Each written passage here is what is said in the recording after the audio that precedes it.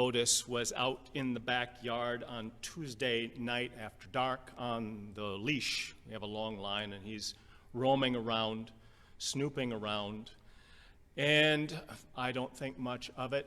And then I hear this woof, woof, woof. Apparently he has tracked something down, something dangerous, something to be worried about, and so I go out and find him. He has a toad beside the house, a very dangerous creature he's warning us of. And so I thank him for his watchfulness as I bring him in the house. And, of course, as I take him off the leash, he tries to thank me with a dog kiss, which I avoid because I think, well, he probably had a little taste of the toad. The toad was fine, but I'm guessing he probably had a little kiss of the toad as well, and I didn't want that. That reminded me of a poem that I want to share with you. The title is The Cure, and it's from this collection, Home from the Field, by Leo Dangle. Cheryl Ann takes my hand in both of hers, looks at the wart, and says, I got it from touching a toad. I don't even remember the last time I saw a toad, but I like Cheryl Ann holding my hand. And I say, yes, it must have been the toad that I caught yesterday. Cheryl Ann says milk from a milkweed will cure the wart, which I don't believe. But I meet her after school in the pasture behind the schoolhouse. She breaks off the stem of the milkweed, applies the milk, and then kisses me. Soon the wart goes away. I spend most of my time now looking for toads.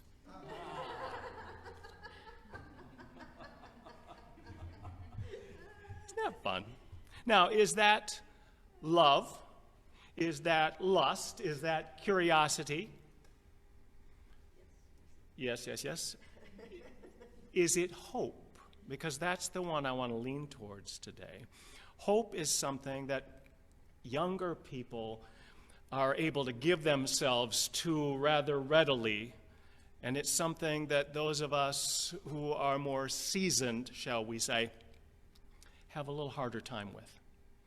It's easier to laugh things off than to lean in, hopefully. It's easier to protect ourselves with cynicism and disbelief than to actually step out in hope that something could change. I remind us of the name of this congregation, though, this church, a name that was chosen. Used to be Golden Valley United Methodist, and this congregation chose the name Spirit of Hope, which, I'm sorry, but you choose a name, you got to live up to it. It's like putting the cross on the building. People see that, and there are expectations of you. Spirit of Hope, folks, there are expectations of us. Well, Sarah and Abram are low on the hope supply. Some time back, Abram supposedly heard this voice from God, and the voice promised him that if you leave here, leave everything that you know and everyone that you know and go where I lead you, you will have a land and you will have children. You will be the beginning of a great nation and you will bless the entire world. That's a big promise. And so Abraham and Sarah took the promise, left everything behind, and I think maybe families have issues, and when you stick around in a place for a long time, those issues can become large, and maybe there wasn't that much there for them anyway, because we don't tend to leave home if we're secure and things are well. We tend to leave home if we need to, if we're sort of forced to. Anyway, the promise calls to them. They pursue the promise, and decades later, we hear this story, and they're still waiting for the fulfillment of this promise. The story that we read today seems to be either one final test of their faithfulness or the word of the imminent delivery of what they've been waiting for, or maybe both. So in the story, these three visitors show up. We don't get any description of them. We don't know what they look like. But Abraham discerns right away somehow that they, not only are they important, but that God is in the midst of them. There are three of them. God is somehow there. We don't know how. Later on, if you read further on, the two of them become angelic beings, and maybe God stands out because God is dressed like God would be dressed, however that would be. Or maybe God had a name tag, or a crown, or something. Who knows? But Abraham picks up on it and says, welcome, and let me get you something to eat. And he rushes to Sarah and says, come on, Sarah, this could be it. I think this is it. And Sarah rolls her eyes. How many times have I heard this? This could be it. This is 20 plus years of waiting. Oh, yeah, this could be it, and I could be the Queen of England or whatever. But she steps up and pitches in, and they provide this rather lavish meal for these visitors. And afterwards, everybody is satisfied and cooled down, and the conversation then follows. Well, Abraham, where is Sarah? She maybe should be out here, though women usually are not only not seen but not heard. She's out of the way. He said, well, she's in the tent. And they say, well, that's fine, but in a year we'll come back with gifts for your newborn son. And Sarah is listening in because it's just a tent, and she's not far away. And she collapses on the ground and roars with laughter, rolling around, kicking her feet in the air. This is ridiculous. That's not what the text says. It says she laughs to herself. But I like my version better. It's much more vivid, rolling around, screaming with laughter, because it's impossible. It's ridiculous. It's incredible. It's beyond belief. And it invites laughter. It invites playfulness. It invites, I don't know, it invites us to stretch ourselves. Would you believe that? Would you trust such a word? Have you ever been given a word that stretched you so far that you knew it couldn't be? It challenges us, and it plays with us, and it messes with us in a wonderful way.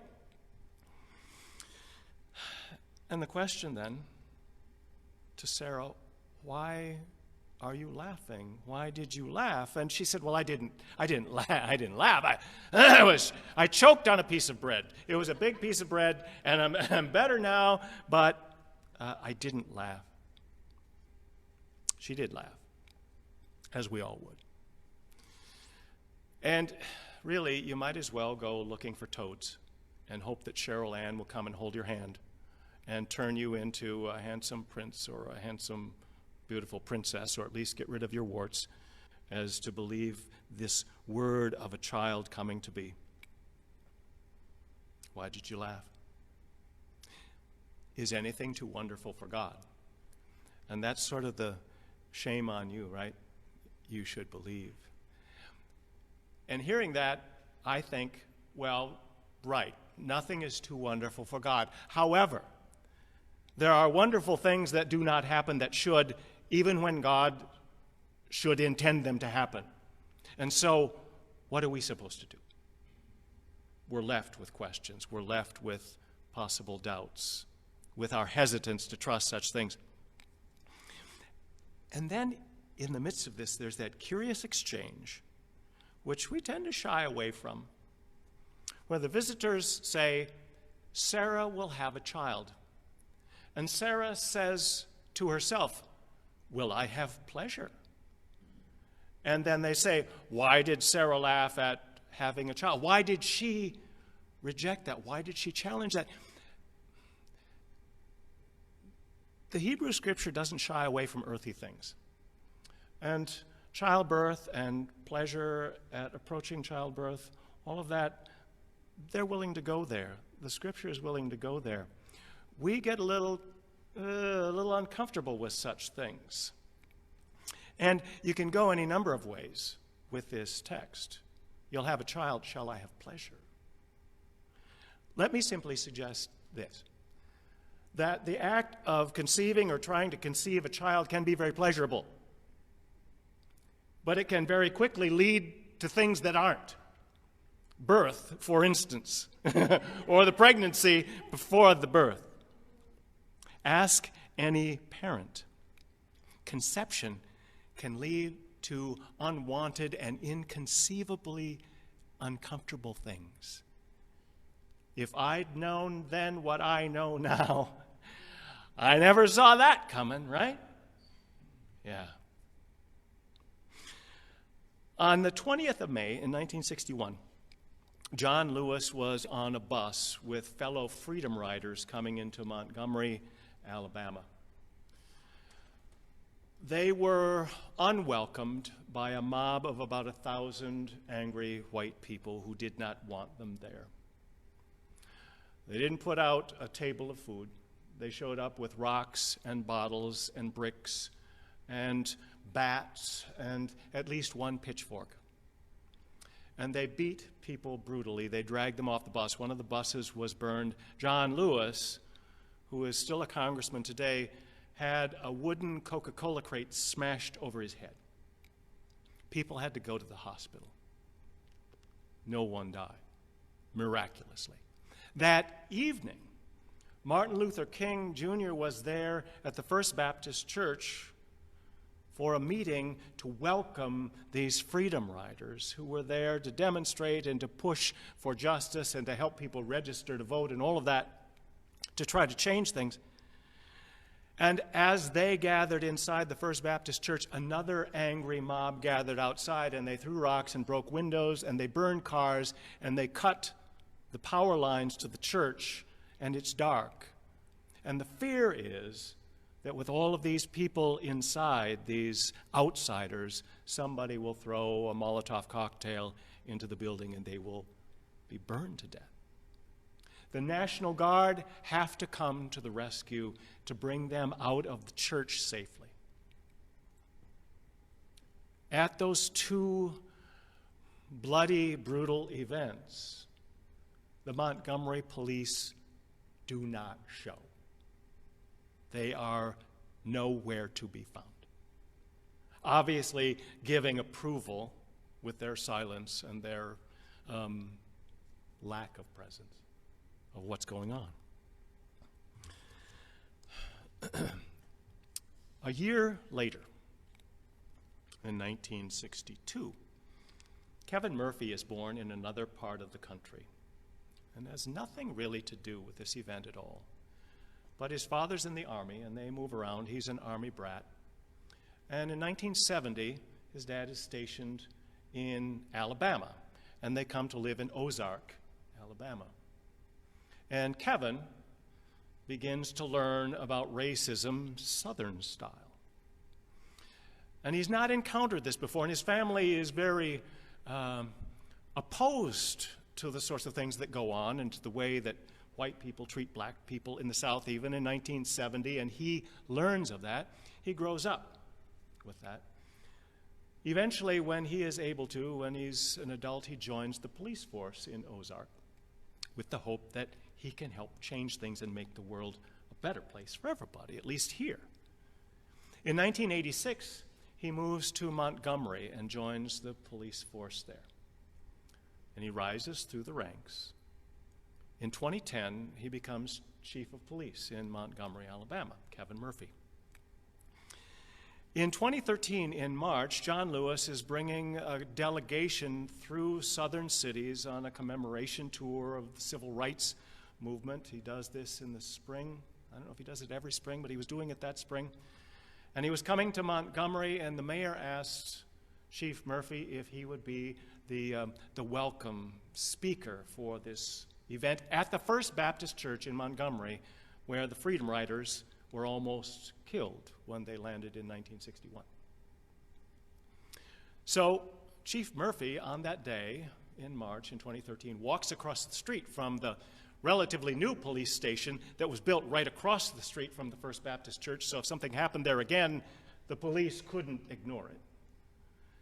And these people gather, there's a large gathering of folks, and he gives his welcome speech, and there's responses, and there's this small talk, about heavy Southern food, heavy southern humidity, air, and all of that, and some humor and lightheartedness, and it's all very nice and cordial.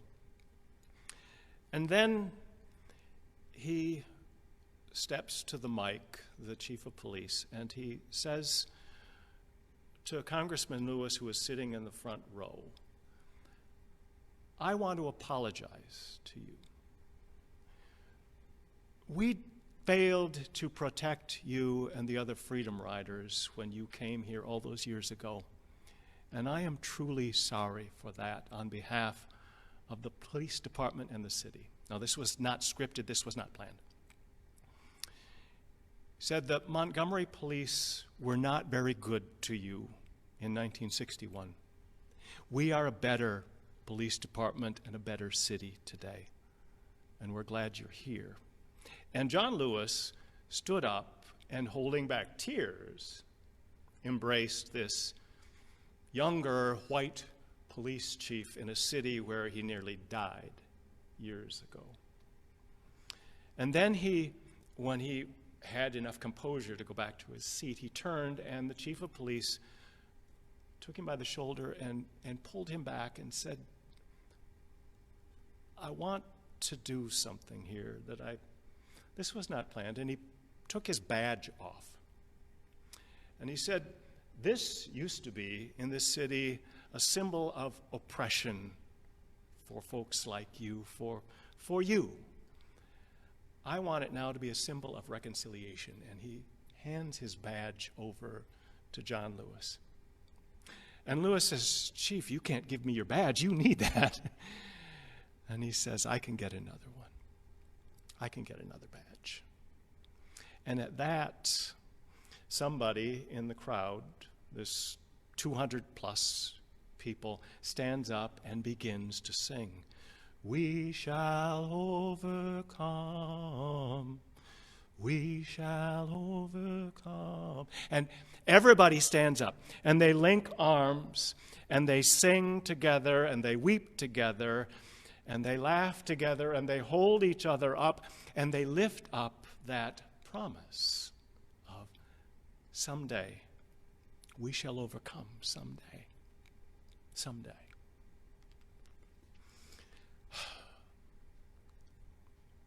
When the three visitors say to Abraham and Sarah, "We'll be back next year, but by then you will be parents. You will have given birth to a son. You will have brought to life into this world the promise of God in a whole new way for everyone. This is not just for you. This is for the entire creation in a way. This is for all the families of the earth." And Sarah, after all this time, she laughs. And I think she probably cries, too, because they're right next to each other, and they often come together, especially for older folks.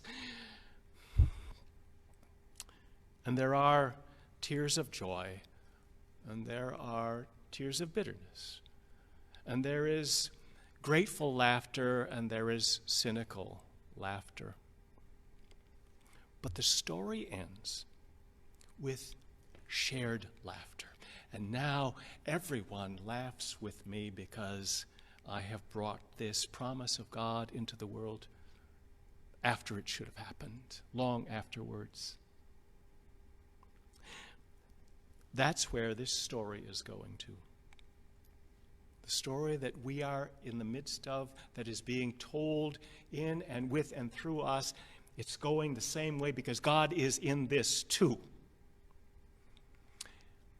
And it seems to me, just given the feeling and the energy and the power of events these days, that we may well already be in labor.